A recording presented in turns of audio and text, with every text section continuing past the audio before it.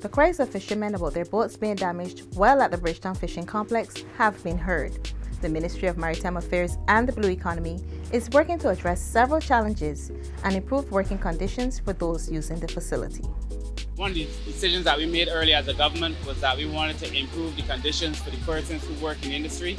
That would be the vendors, the staff who work for the ministry, the fishermen who risk their lives every day to try to get fish for us to consume.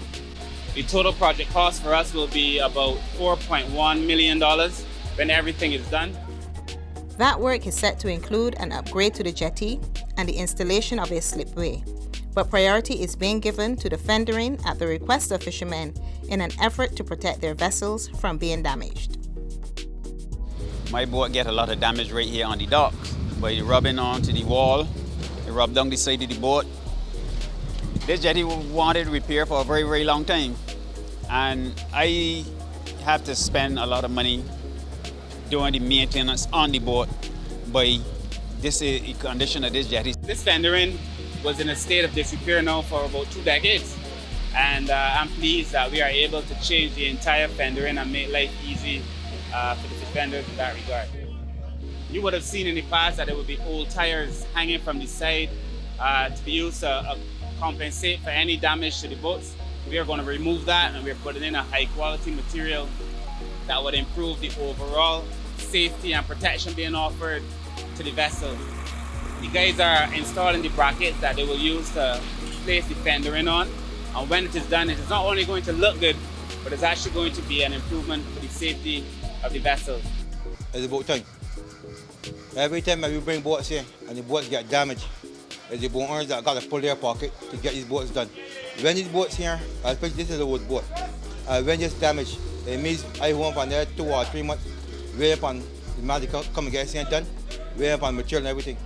So as faster as you get the market upgrade, the better for me. The whole intention is just to make life a lot easier for the fishermen and to do the things that weren't done for a number of years. I want to thank Marenco for doing the work. Marenco, as you know, is a company that has tremendous experience in the maritime field and doing marine work. And so we're glad that they're doing this work for us. And we're satisfied that when it is done, Barbados will have one of the most improved docking areas in the entire Caribbean region. Work on the markets will be more than just fendering. We're going to do this, which is the main dock. Then we're going to start the work on the other jetty, which is to do the actual work. Now that jetty is corroded from the bottom. You can see clear pieces where the jetty is falling out. The lighting also needs to be done. The handrails need to be done. We're going to also have to move where the fueling station is temporarily to allow the vessels to be able to fuel, but then we're going to upgrade there as well. So the entire operation should last about a year or so. But when it is done, it's going to be absolutely transformative. The last thing that we want to do is a slipway so that the boats could be hauled out at Bridgetown. Right now, there are very inadequate facilities for haul out in Barbados. And we're going to do a proper haul out facility over in the area just to the east of where I am that would allow us to lift out significant size vessels in Bridgetown. New and improved markets are not the only things on the horizon for fisherfolk, as the minister outlined plans for economic enfranchisement.